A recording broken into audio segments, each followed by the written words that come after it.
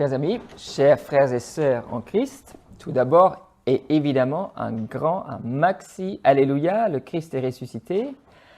Pourquoi pas rajouter un gigantesque Maranatha de feu, viens Seigneur Jésus, en ces temps qui sont les nôtres, il en faut bien. La fête de Pâques bat son plein dans ce 5e jour de l'octave et nous voilà ensemble déjà pour un premier petit enseignement en vue de la préparation de cette solennité de la Pentecôte et l'effusion de l'Esprit Saint à nouveau, toujours et encore à nouveau. 3 termes, pas thème tout de suite, mais 3 termes dans le thème du jour nous sont donnés, effectivement des termes bibliques, des thèmes bibliques qui nous sont donnés à scruter, à méditer en ce jour, en ces jours qui viennent. L'amour, Dieu, et le 3e terme, le Père. Des termes qui sont à définir d'abord chacun individuellement, à redéfinir peut-être parce que voilà, nous sommes toujours en progrès de notre foi et de notre relation avec le Dieu vivant. Donc à redéfinir, à élargir dans le même sens, laisser notre compréhension voilà, se faire d'une manière plus fine. Voilà, cette compréhension qui est appelée toujours plus à évoluer et à mûrir. Et puis ensuite, on va essayer de reconnecter tous ces 3 termes ensemble pour revenir au thème qui nous est donné aujourd'hui, l'amour de Dieu le Père.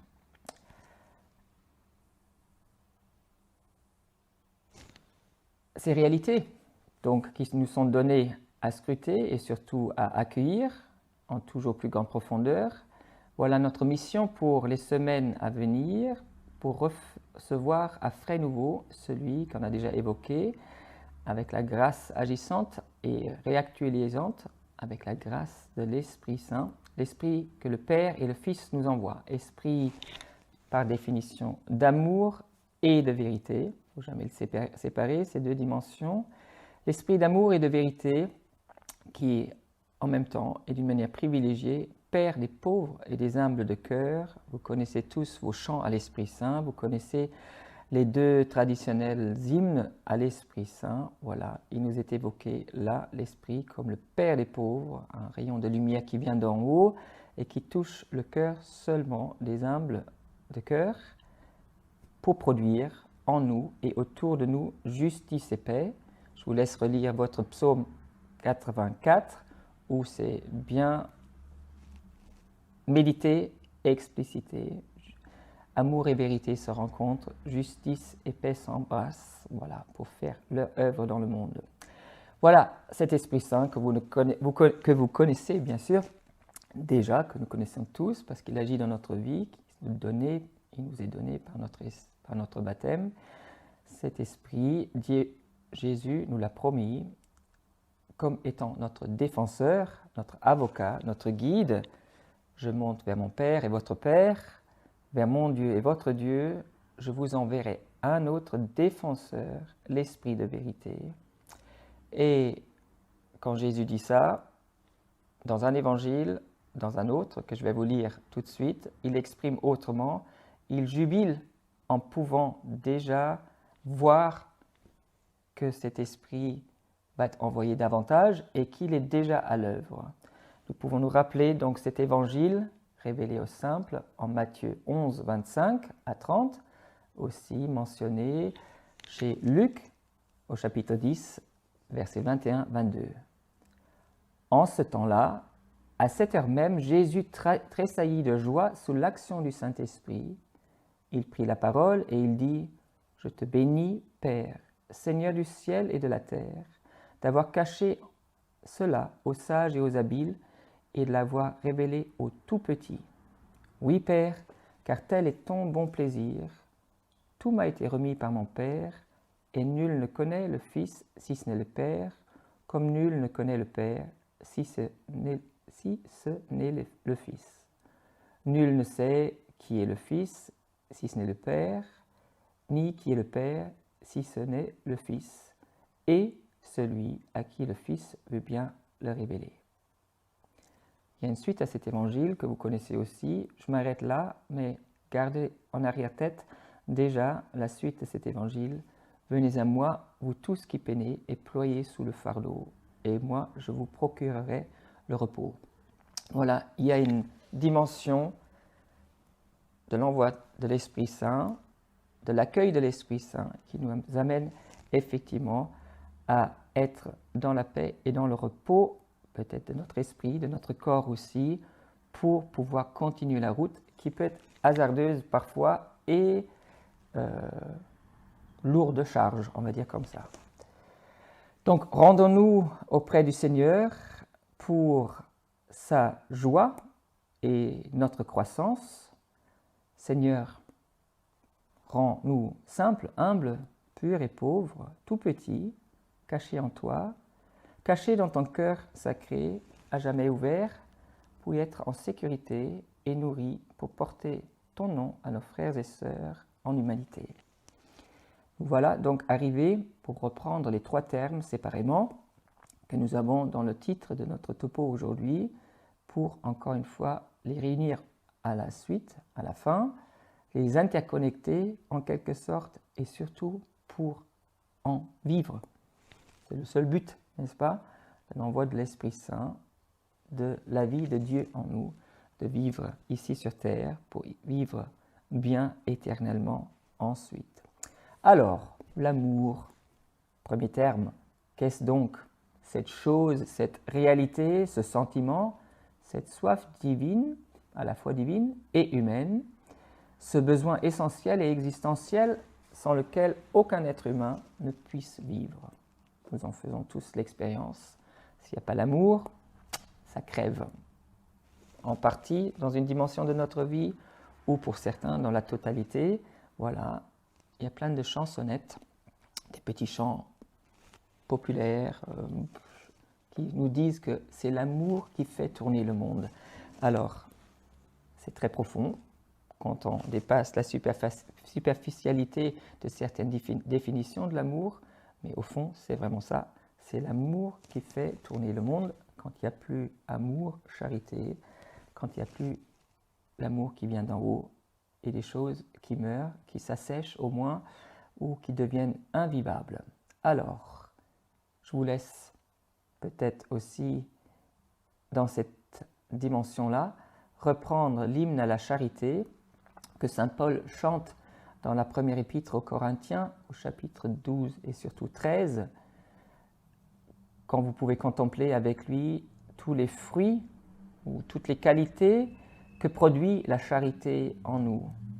Contempler ce qu'il en dit de cette œuvre et de cet être de Dieu en nous. Juste 3 exemples. L'amour, c'est la porte d'entrée, l'ouverture vers le cheminement dans la charité. L'amour prend patience, l'amour est magnanime. L'amour met ensuite sa joie dans tout ce qui est vrai, tout ce qui participe à la vérité, à l'authenticité d'une existence et d'un être, voilà. L'amour qui vient de Dieu, à la fin, supporte tout. C'est un peu la finale. Cet amour, cette charité demeure éternellement, ne passera jamais, nous rappelle Paul. Saint Jean est encore plus concis, plus bref, plus contemplatif et du coup synthétique quand il dit « Dieu est amour ». Voilà, Dieu est amour. Souvent au séminaire, on balance pour des examens cette phrase aux séminaristes pour un examen d'une catégorie ou d'une autre, Dieu est amour. Veuillez expliciter. Donc voilà, toute notre contemplation, toute notre réflexion, toute notre prière peut se nourrir de cette réalité que Dieu est amour. Point barre. Je m'arrête là parce que sinon on ne va jamais arriver à la fin.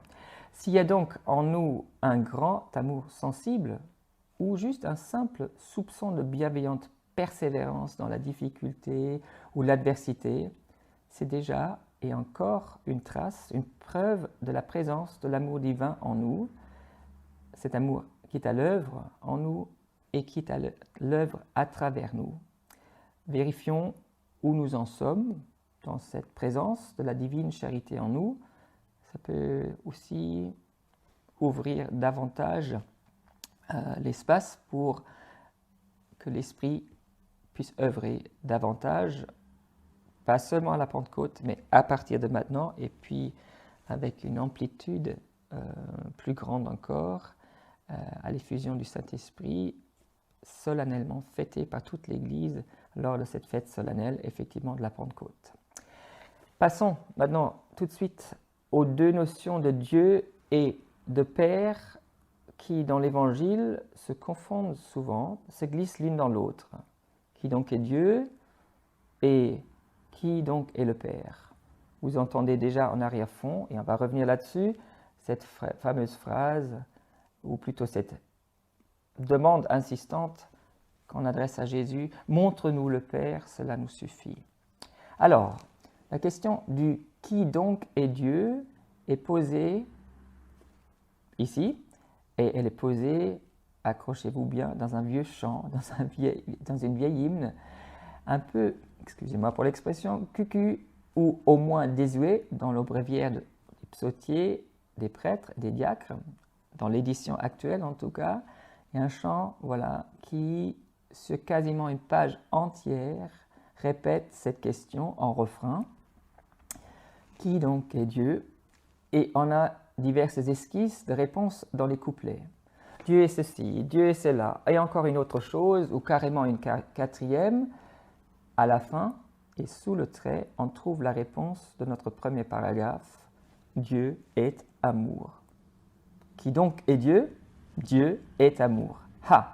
On retombe sur nos pieds, la boucle est bouclée, ou sinon vous pouvez aussi dire ah bah, j'ai toujours pas la réponse. Hein? Mais peut-être ça peut stimuler notre propre recherche. Mais est-ce que je me trompe ou pas? Ce sont bien les disciples qui posent justement cette question précise, ou plutôt qui revendiquent auprès de Jésus de leur montrer le Père, comme je l'ai déjà dit tout à l'heure, en disant « nous voulons voir Dieu », qui disent peut-être d'une autre manière, comme les disciples d'Emmaüs hier dans l'Évangile, ou pas quand je dis hier, il y a quelques jours dans l'Évangile, ils disent « reste avec nous Seigneur ». C'est une autre manière de nous dire à Dieu « montre-nous le Père, cela nous suffit ». Vous connaissez tous la réponse de Jésus « et regardez-moi et les œuvres que je fais au nom du Père. Le Père et moi, nous ne faisons qu'un. Qui m'a vu a vu le Père. Je suis le chemin, la vérité et la vie. Personne ne va vers le Père sans passer par moi. » Évidemment, Saint Jean, qui est déjà largement cité dans ces petites références, l'évangile de Saint Jean va naturellement encore plus loin et dans le même sens. Jésus, à un moment donné, lève les yeux au ciel et dit « Père, l'heure est venue, glorifie ton Fils afin que ton Fils te glorifie, et que selon le pouvoir que tu lui as donné sur toute chair, il donne la vie éternelle à tous ceux que tu lui as donnés. Or, la vie éternelle, c'est qu'ils te connaissent, toi, le seul véritable Dieu, et celui que tu as envoyé, Jésus-Christ. » Connaître, désirer, aimer, étudier, persévérer dans tout cela, se confier à Jésus, cela nous révélera le Père et son amour. Et nous prépare bien sûr, pour revenir au sujet de nos rencontres, pas seulement une belle nouvelle effusion de l'Esprit Saint, édition printanière 2021, mais à la vie éternelle. Celle qui a déjà commencé, il faut bien insister là-dessus, il y a bien des gens qui croient encore que la vie éternelle, c'est pour l'au-delà. Non, Jésus nous dit tout le contraire. Donc cette vie qui a déjà commencé, cette vie éternelle qui a déjà commencé, puisque nous connaissons déjà un peu Dieu le Père, son amour personnel, inconditionnel, éternel pour chacun de nous. La vie éternelle, c'est qu'ils te connaissent, toi le seul véritable Dieu et celui que tu as envoyé, Jésus-Christ. A priori, nous sommes déjà sur la bonne route, mais comme nous sommes créés à l'image et à la ressemblance de Dieu, qui est par définition infini, nous avons aussi toutes ces choses à approfondir, à creuser, à laisser creuser en nous. Alors, l'amour, Dieu, le Père, ces trois réalités qui sont finalement identiques, nous les découvrirons, nous les contemplerons toujours davantage en faisant ce qu'on vient de dire, donc connaître, scruter les Écritures, désirer, aimer, avant qu'on arrive vraiment à l'amour, de désirer, d'aimer Dieu et les autres, et de persévérer justement, et combien plus, quand ça devient un peu aride, difficile ou lassant. Alors, nous le découvrirons, nous les contemplerons, cet amour, Dieu, le Père, toujours davantage, et nous en vivrons toujours davantage aussi par notre relation réelle et intime avec celui qui nous dit, au nom du Père, venez et voyez, venez et goûtez, comme est bon le Seigneur. Nous en vivrons toujours plus fécondément dans le temps et l'éternité si nous faisons comme Jésus a fait lui-même. Reprenez, si ce n'était que l'évangile de Saint Luc, et découvrez qu'avant chaque grande et nouvelle étape, Jésus se retire pour prier à l'écart, la nuit ou à bien d'autres moments. Le Père, il prie le Père dans la contemplation intime de son être et de sa volonté sur lui, sur Jésus. Étudier Dieu, prier Dieu, vivre avec Dieu, aimer jusqu'au bout le bon Dieu, nous mettra en état de recevoir, de se laisser infuser, inspirer dans les petites, moyennes et grandes effusions de l'Esprit Saint dans la vie quotidienne avant de parler de cette grande fête ecclésiale de la Pentecôte. Et pour conclure, comment ne pas penser au bel exemple qui nous est donné par la Sainte Famille. En cette année Saint Joseph, nous nous rapprochons davantage de la Sainte Famille. Regardons d'un côté la Vierge Marie, de l'autre côté Saint Joseph. Regardons comme il contemple le Père en Jésus, l'œuvre du Père en Jésus. C'est assez étrange, mais je vous laisse faire l'expérience de votre propre expérience, que Marie et Joseph regardent un enfant, un bébé, pour contempler le Père. Bien sûr, ils sont spirituellement très fins, la Sainte Vierge et Saint Joseph. Ils ont leur relation vivante avec le Dieu vivant et ils ont la grâce de voir au fur et à mesure, comme nous, voilà, comment Dieu réalise son plan, sa bonté paternelle, en commençant avec ce petit bout de chou qu'il leur a remis entre les mains. Alors, ça c'est un côté. Marie et Joseph qui contemplent le Père, l'amour du Père, l'amour divin dans Jésus. Et Jésus, tout petit encore, qui rayonne sur eux, contemple au fur et à mesure aussi de sa croissance en eux, en Joseph et en Marie, les reflets de son propre Père, de l'amour divin et paternel de son propre Père qui l'a envoyé sur la terre. Il voit en ses deux parents tout l'amour de Dieu, son Père, qui est aussi le nôtre. Quand cette année donc dédicacée de manière particulière à Saint Joseph, nous rentrions aussi par son biais, par son intercession, plus particulièrement paternelle et fraternelle, dans cet échange contemplatif et amoureux des trois membres de la petite Trinité sur terre, comme on aime bien les appeler, pour être ensuite catapultés, comme eux, dans la vision et dans la vie concrète de la Trinité, amour divin et éternellement paternel. Voilà, et si quelqu'un veut aller plus loin et chanter sa joie et son allégresse, vous avez toujours ce petit chant que vous trouvez certainement dans vos carnets « Il est vivant » ou dans d'autres recueils de chants où nous pouvons continuer à contempler et louer le Seigneur, nous qui sommes appelés enfants de Dieu. Béni soit Dieu le Père de Jésus le Seigneur, par son Fils bien-aimé, il nous a tout donné. Comme il est grand l'amour dont il nous a comblés pour que nous soyons appelés enfants de Dieu. Que l'Esprit Saint nous permette aujourd'hui et toujours de rentrer toujours plus dans cette enfance amoureuse de notre Père aux cieux qui nous aime. Amen.